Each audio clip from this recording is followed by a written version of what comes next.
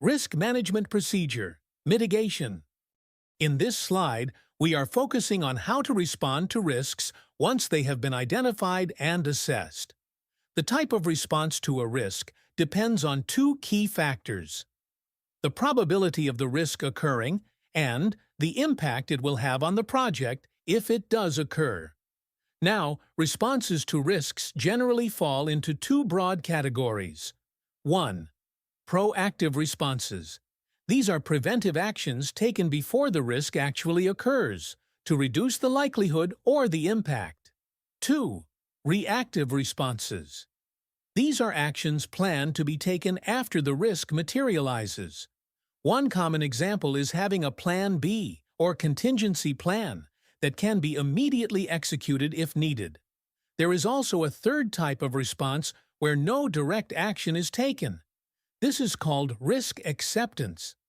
In such cases, the risk is acknowledged, but the team decides to accept the consequences if it occurs, usually because the impact is low or mitigation is not cost-effective. The choice among these approaches depends on the nature of the risk, project constraints, and organizational risk appetite. Risk Management Procedure, Communication. In this slide, we highlight the importance of communication in the risk management process. Since stakeholders have a vested interest in the project's success, it's essential to keep them informed about potential risks, their impact, and the steps being taken to manage them. This not only builds trust, but also helps in aligning expectations and getting timely support, if needed. Communication related to risk should clearly cover the potential impact of the risk on the project objectives, and the response strategy, whether it is proactive or reactive. Within the Scrum team, this communication continues on a day-to-day basis. For example, during daily stand-up meetings, team members may bring up any risks related to their individual tasks. These discussions are crucial for early detection and resolution of issues before they grow. Importantly, risk-related communication is not a one-time activity. It is a continuous process, and it should run in parallel with all four earlier steps: identification, assessment, prioritization, and mitigation. Regular, open, and honest communication about risks enables better collaboration and stronger project control. In continuation of the risk communication process, it's important to understand who holds responsibility for managing and sharing risk-related information within the Scrum framework. Here, the product owner plays a key role. They are not only responsible for managing the prioritized product backlog, but also for prioritizing identified risks in collaboration with the Scrum team and stakeholders.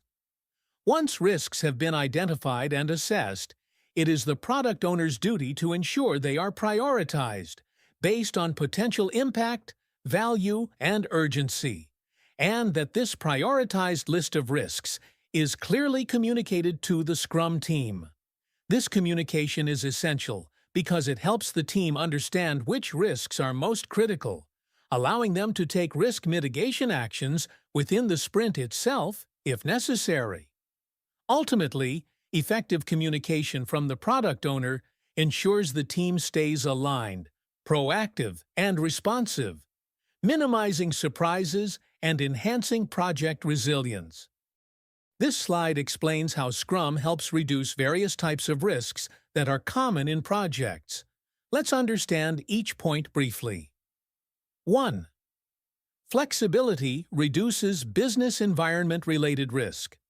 Scrum's adaptability allows changes even late in the development process, helping to handle shifts in business needs or market conditions. 2. Regular feedback reduces expectations-related risk. With continuous feedback loops, like sprint reviews, Scrum ensures what's being developed matches what stakeholders want. Third, team ownership reduces estimation risk. Scrum teams self-organize and estimate work themselves, leading to better, more realistic planning. 4. Transparency reduces non-detection risk. Scrum promotes visibility through tools like burn-down charts, daily stand-ups, and sprint reviews, making issues easier to detect and fix early. 5. Iterative delivery reduces investment risk.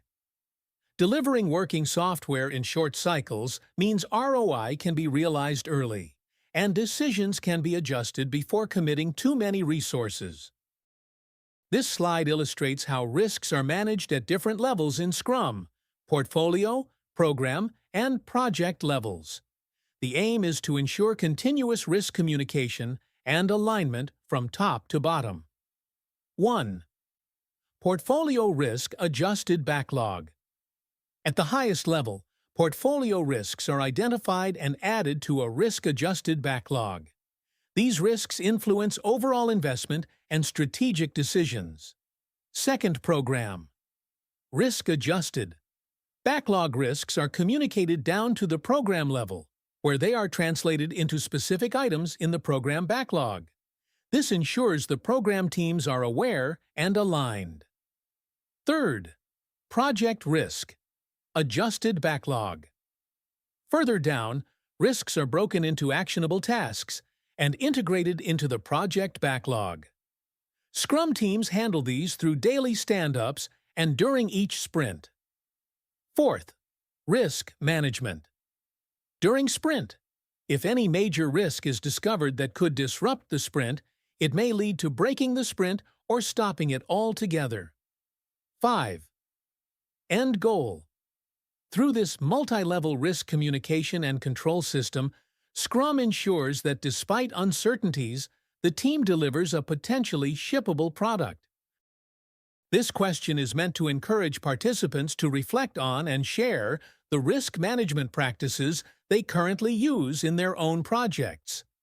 In Scrum, we follow a structured risk management approach that includes identifying risks early, assessing them based on impact and likelihood, prioritizing them using techniques like expected monetary value, mitigating them through proactive or reactive strategies, and maintaining ongoing communication with all stakeholders about risk status and responses. By asking this question, we aim to create a knowledge-sharing moment where everyone can compare their current practices to Scrum's approach and perhaps learn how to improve their own processes.